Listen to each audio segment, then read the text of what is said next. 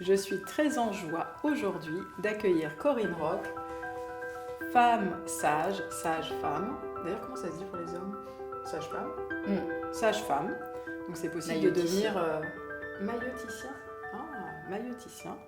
Ah, maillotique, la coucheuse des aides, c'est beau. En tout cas, sage femme, donc qui va aujourd'hui, c'est précieux, nous refaire un point sur l'anatomie d'une part de vous-même. Peut-être pas si clairement connue que ça. Il y a quelques jours, je demandais à quelqu'un, d'après toi, ça fait quelle taille un périnée?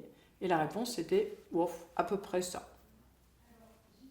Alors, t'en dis quoi? On est loin du compte.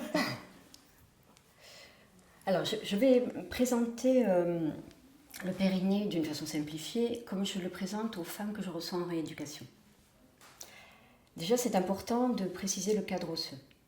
Donc, le périnée, c'est un ensemble de muscles, ce n'est pas qu'un seul muscle.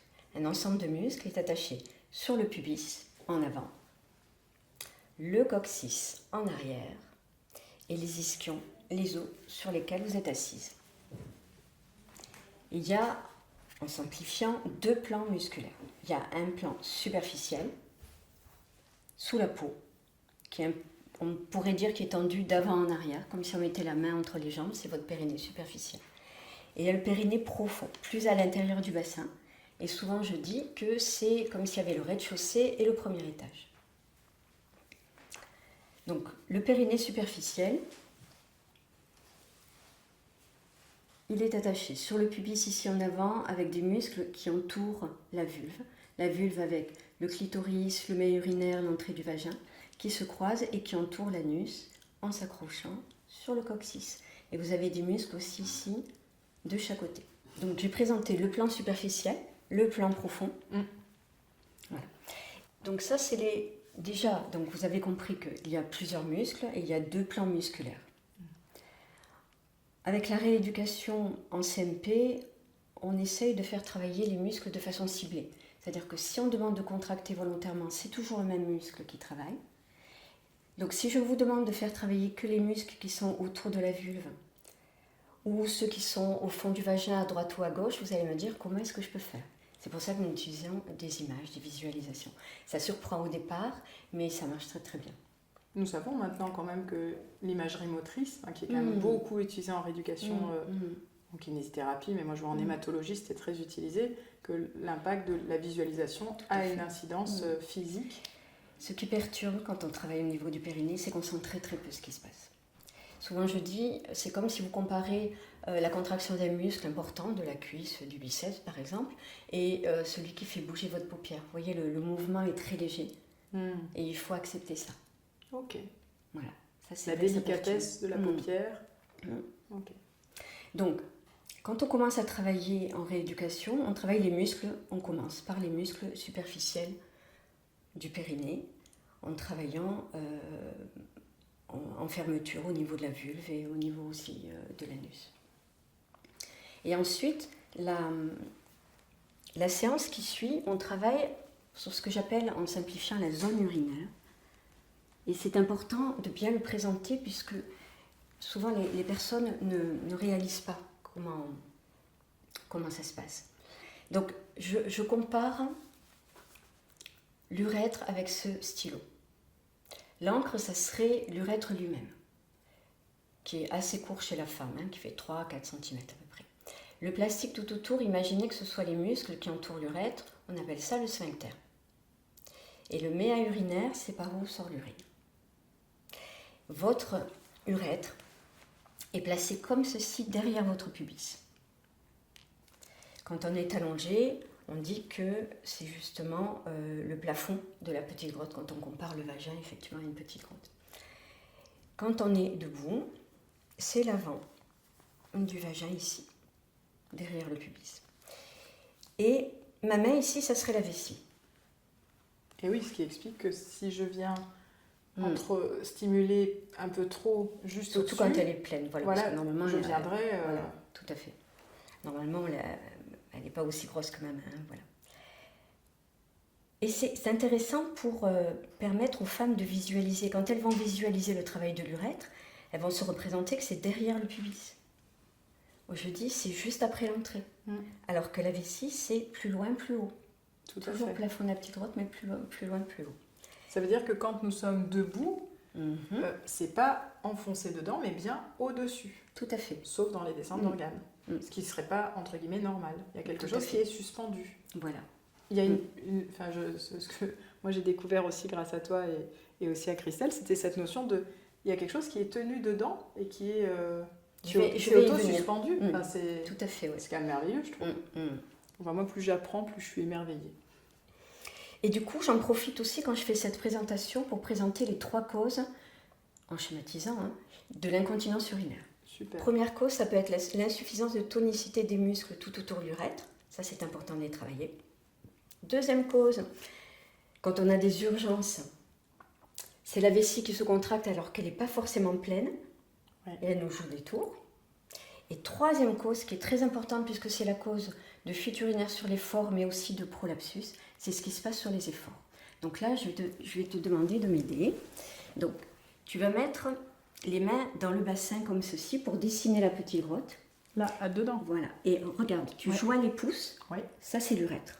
Donc, petite grotte avec l'urètre qui va être placée comme ceci derrière le pubis. Voilà. Et normalement, c'est fermé. L'urètre, d'accord? Moi, je fais la vessie là au-dessus. Quand tu fais un effort et que tu pousses vers le bas, voilà ce qui se passe. Ouf! J'ai rien pu faire. Mes mains se sont écartées. Et ça, c'est important de l'expliquer aux femmes. Mais un effort, qu'est-ce que tu appelles un effort? Ça peut être tousser, ça peut être éternuer, ça peut être porter du poids. Tout ça sont déjà considérés comme des efforts. Déjà tousser. Ça veut dire que je fais une bronchopneumonie en hiver, j'ai beaucoup fait d'efforts. C'est ça? Si tu pousses en toussant, ça va s'exercer à chaque fois sur les organes et sur l'urètre, la pression sur l'urètre aussi. Et ça, c'est pour tout le monde, tout le temps? C'est très fréquent. D'accord. Ok. Et alors, quid j'en fais quoi? Alors, suspense. Bon, l'idée, c'est d'aller, comme j'ai dit, tonifier l'urètre, le sphincter. Et puis, de prendre conscience de toutes les zones. C'est pour ça que quand on travaille avec cette méthode, l'idée, c'est de développer une perception de toutes les zones vaginales pour pouvoir sentir justement ce qui se passe et le traiter. Voilà. C'est pour ça que je dis souvent, quand je présente les exercices, il y a un travail de musculation, il y a un travail éducatif. Et ce travail éducatif, il n'est souvent pas fait en rééducation. C'est ça qui est dommage. Oui, ce que tu m'avais dit une fois quand nous en discutions, c'est que la sonde serrée-desserrée, ça ne suffit pas. Il faut qu'il y ait un travail postural aussi global et puis ce travail éducatif. Il y a un lien avec toute la posture et le périnée? Oui. Tu peux nous en dire quelque chose? J'y viens. Je vais parler du périnée profond justement. Donc le périnée profond, c'est le premier étage, comme j'ai dit tout à l'heure, ce plan profond ici. Quand je le présente aussi, on peut le présenter avec les mains comme ceci. Tu peux. C'est joli comme tout, regardez. Voilà. Et effectivement, il y a, on va dire, pour simplifier, 3 hamacs musculaires. Ça, c'est le périnée profond. 3 hamacs musculaires. Et pour se le représenter plutôt que les schémas dans son corps, c'est d'imaginer que le premier hamac musculaire, qui est juste derrière l'entrée, il aiderait la vulve à se fermer. D'accord. Ok. Premier hamac. Deuxième hamac musculaire plus profond, imaginez qu'il ferait bouger votre anus. Il y a un plan plus profond à l'intérieur. Et le dernier hamac, tout au fond, il ferait bouger le coccyx. Ça permet de se représenter donc ces 3 niveaux de profondeur. Ce muscle profond joue un rôle important dans notre vie de femme. C'est lui qui aide le bébé à descendre et à tourner dans le bon sens au moment d'accouchement, un peu comme un toboggan. Il joue aussi un rôle dans les rapports amoureux, dans les sensations, puisqu'il entoure le vagin. Quand il y a une perte de tonicité, les femmes le disent souvent, il y a moins de sensations, on se sent moins à l'aise. Quand il joue, troisième chose, quand il fonctionne bien, il joue un rôle de renvoi des pressions vers le haut. Je vais y revenir. Et puis, c'est le plus bas des diaphragmes. Et il est en lien avec le diaphragme respiratoire, le diaphragme susthoracique et celui aussi qu'on a dans la tête, au niveau de l'attente du cervelet. Donc quand tu parlais de suspension des organes, effectivement, ce plus bas du diaphragme joue un rôle important de soutien des organes. Mais il y a aussi les ligaments. Et j'en reviens à quelque chose que j'avais déjà dit dans une vidéo, ces fameux ligaments qui sont très très étirés quand on est enceinte, qui fait que quand on est en postpartum, on ne devrait pas être debout comme d'habitude, surtout les 15 premiers jours. Parce que ces ligaments qui sont très étirés, le périnée qui a été étiré ne joue plus leur rôle de soutien. Ok. Donc il n'y a pas que le périnée en fait qui soutient les organes. Et effectivement, comme tu disais aussi, tout est attaché, tous les organes, étant attachés au diaphragme respiratoire, suivent le mouvement. Ok. Voilà. J'entends le lien avec la respiration.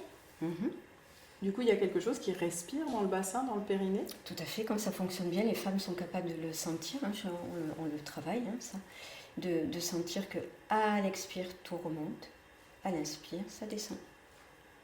Et les deux mouvements se suivent. Et on le sent jusqu'à son périnée. J'entends un périnée vivant qui respire, c'est beau. Ah oui, ça c'est important. Ça c'est un périnée qui est fonctionnel. On ne cherche pas à l'hypertonie, pas trop de tonus. J'entendais l'hypertonie chez les cavalières. Effectivement, il y a des sports comme ça où il peut y avoir une hypertonie qui est générée par l'activité. Oui, on dit ça aussi des danseuses aussi.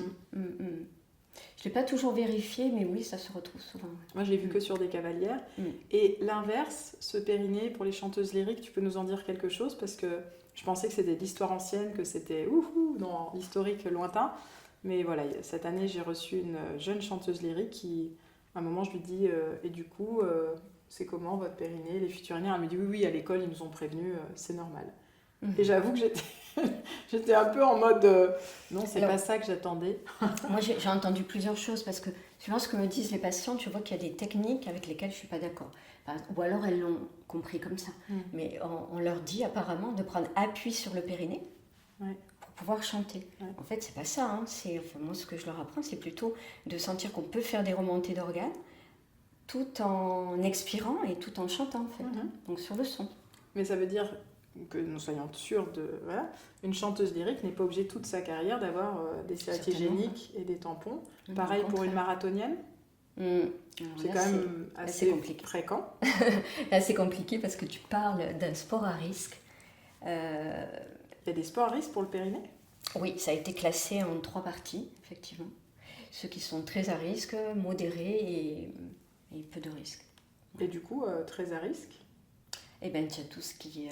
alors, le marathon, les sauts, les sports aussi, comme le basket, le hand, où il va y avoir comme ça des... Ouais. Bah, tu vois, j'aurais pas cru. Et du coup... Le trampoline aussi. Oui, bah, moi j'ai pas mal de femmes qui m'ont dit, j'ai découvert que j'avais un problème parce que j'ai voulu rejoindre mes petits-enfants ou mes enfants au trampoline pour jouer et ça m'a pas fait rire longtemps. Du coup, est-ce que c'est possible de rééduquer même si... Oui, bien sûr.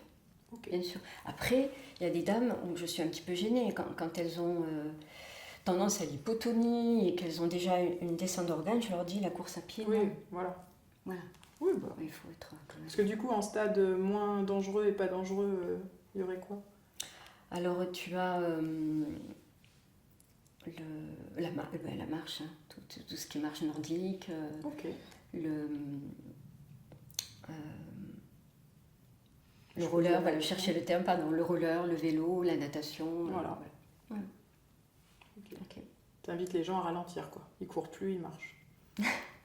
Non, mais peut-être que tu nous présenteras un moment le petit cube magique pour les marathoniennes. Le petit cube magique, ça sera une autre fois. Est-ce qu'il y a quelque chose que tu aimerais rajouter pour l'anatomie qui te paraît important de connaître? Alors, je reviens sur le diaphragme, la respiration. Quelque chose qui pourrait déjà beaucoup aider et que j'utilise pendant la grossesse. C'est de faire prendre conscience que je mime le travail du diaphragme. Le diaphragme est un grand muscle qui est attaché là sur nos côtes. Quand son centre s'abaisse, il écarte nos côtes, les poumons se remplissent, donc on inspire. On est bien d'accord. Et quand on expire, il remonte, les côtes se rapprochent, les poumons sont quichés, comme on dit dans le midi, et on expire vers le haut.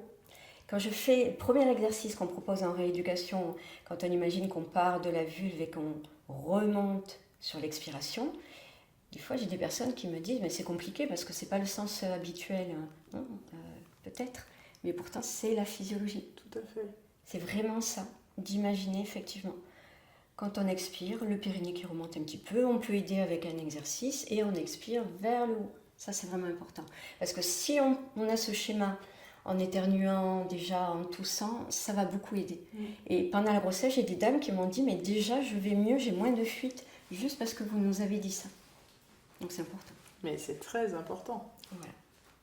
Et j'entends que c'est le retour de la compétence naturelle, finalement, du corps. Oui. C'est un apprentissage, certes, puisqu'il est nécessaire pour beaucoup, pas pour tout le monde, puisque c'est pas du tout appris dans cette société, mais par contre, c'est quelque chose qui est relativement naturel dans son sens physiologique. Oui, mais on peut se demander pourquoi ça n'est pas plus physiologique, pourquoi il y a des pressions. Et donc c'est marrant parce que dépression, excuse-moi, je suis psychologue du coup, oui. Clinicienne, ça me... c'est vrai que dépression, moi j'entends dépression en un mot, quoi. Tout à fait. Bernadette de Gasquet aussi en a parlé. On peut penser à la posture, le fait d'être beaucoup tassé, le fait d'être beaucoup assis, avachi, donc une perte de tonicité aussi au niveau de l'abdomen. Parce que souvent, ce qu'on voit quand il y a des pressions importantes, c'est qu'il y a une incompétence qu'on appelle une incompétence abdominale en même temps. Je pense qu'il y a tout ça. Et je me rappelle un matin où je me suis réveillée, mon petit-fils avait dormi parce qu'il était malade dans le lit, et j'étais tournée vers lui, j'avais la main sur son ventre. Et à un moment, il s'est mis à tousser, et je me suis réveillée d'un coup, je me suis dit, mais voilà, en fait, c'est ça qu'il faut. On sentait vraiment les pressions qui étaient renvoyées vers le haut, avec le mouvement que j'ai senti au niveau du ventre. Donc, peut-être qu'on l'a effectivement très tôt et qu'on le perd après. Avec, en plus, côté psy, le diaphragme aussi, puisqu'on sait que quand même il engramme beaucoup d'émotions et qu'il joue plus son rôle, ou du moins il est souvent coincé entre guillemets, on inspire, on inspire bloqué. Tout à fait. Mais il y a aussi toute cette zone, tout ce qui est en bas, touche pas, c'est sale, il y a quand même et puis il y a la constance du bureau d'école. Moi je vois quand même des personnes parfois qui sont aussi encore avec des systèmes de bureau où finalement il y a ce qu'il y a au-dessus et il y a vraiment ce qui est en dessous, sous la ceinture. D'ailleurs sous la ceinture, si tu dis à quelqu'un je vais vous raconter une histoire sous la ceinture, c'est grivois. Alors que sous la ceinture c'est aussi tous les organes de la vitalité, de la créativité, donc il y a encore de quoi faire. Tout à fait. Donc à bientôt pour plus de périnée. À très bientôt pour plus de périnée avec Corinne Rock. À bientôt sur Je suis né 3 fois, osons la guérison du périnée, de la posture, renouvellement de la nature véritable du mouvement pop pop, comme ça t'as fait pop. Donc plus de pop, plus de périnée. À bientôt.